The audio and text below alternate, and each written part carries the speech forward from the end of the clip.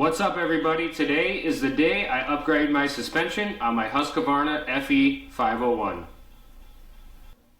So these bikes come from the factory as a street legal enduro bike. What's really nice about them is the versatility with these bikes. They, with some small upgrades, are very capable of almost any type of riding. I still ride motocross, I ride off-road, a little bit of everything in between, but I still want to be able to hit the jumps at the track. And the suspension stock is a little bit soft, so today we're going to upgrade it to some better suspension. So if you have not seen it yet on one of these Huskies, one of my favorite things about this bike is just how easy it is to change the air filter. It just slides right off, this thing unsnaps, and you can pull your air filter right out, and it's very fast.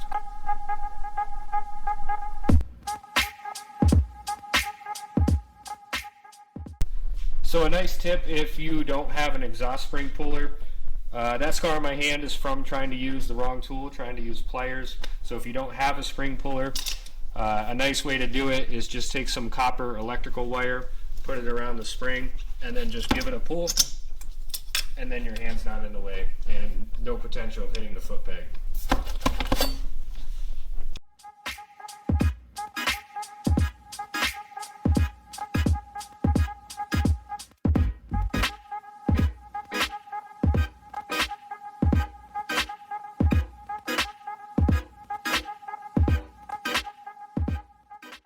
Okay, so the bike's all disassembled.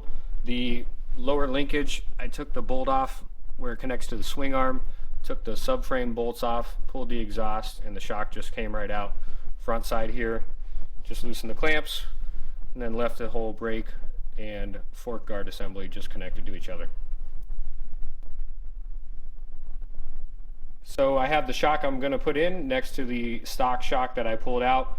This is the stock one here. These are the same lengths. This shock here is off of a KTM 450 SXF. Shout out to Bob Harrington from Pro Action for helping me out getting this one rebuilt. This is going to go in place. I'm just going to probably keep it on the bike at all times. But the reason I didn't upgrade this one is because I wanted to leave this one in stock form in case I ever sold the bike, or if I wanted to go back to a stock setup. And I'm going to rock this one most of the time. If I find me doing some off-road riding, a lot of the times I might swap it out for this one just because it's got some softer valving in it. But right now I'm riding the track a lot, so we're going to put this one on. Okay, so I have the shock I'm going to put in off the KTM. I have the subframe bolts out. I got the bottom linkage unbolted. Got it nice and up into place. I'm going to put the top shock bolt in and then connect the bottom linkage assembly.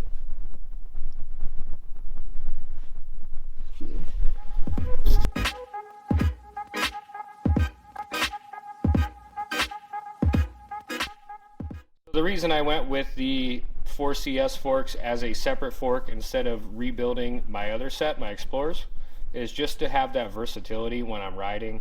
If I want to do a lot of open riding, stuff that doesn't involve a lot of jumps, I can put the Explorer forks on. If I want a softer ride, if I want to ride the track, I can put these and just swap them out. I'm probably going to rock these 4CSs most of the time, but I always wanted that option. And if I ever sell the bike, I want to be able to put the stock forks back on and not have all that money invested into those forks. Time to put the 4CS forks on the bike.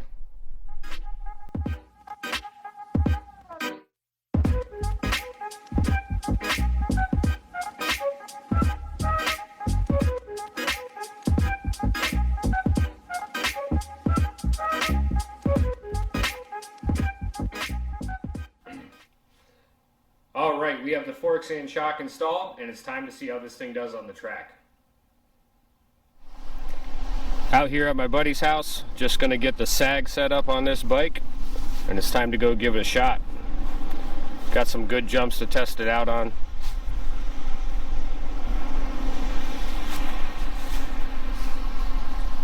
I call this place the compound. It's pretty sweet. But you can't come up short.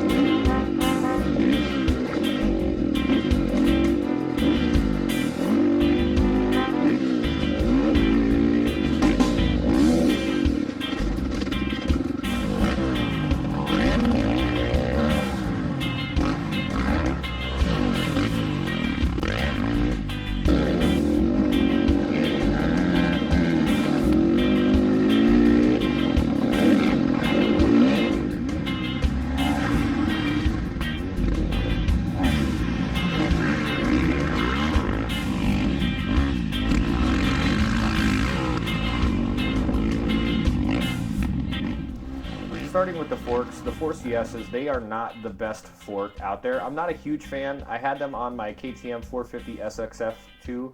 The problems I find with them is that they're a little harsh on the initial portion of the stroke, but then you'll hit a big jump and they bottom. They pretty much blow right through the stroke. So valving definitely helps. These were revalved. They are not stock. These were off of a bike that I bought that had some pretty good suspension on it. I did not respring the forks or the shock for that matter. Now the shock, that feels great. Big difference in the stock shock compared to the shock I put on off the KTM 450 SXF. Huge bottoming resistance compared to that stock one. The KTM Explorer forks on the front definitely also are way worse than the 4CSs when it comes to stock setups. I did elect to just keep the extra setup in case I ever wanted to sell the bike, or if I'm doing a lot of desert type of riding or just long riding that I don't need to worry about jumping. But since I've had the suspension on the bike, which has been a year now, I have not changed it out ever. I've been using the Supercross or motocross suspension for everything, and the Explorer forks and the shock has been sitting over in the corner of the garage. So I'm very happy with it overall. These bikes are very capable of jumping. Don't let anybody tell you that they can't, because they're essentially a motocross bike. I've jumped over 100 feet on this bike so far, freestyle ramp, and it handles it just fine.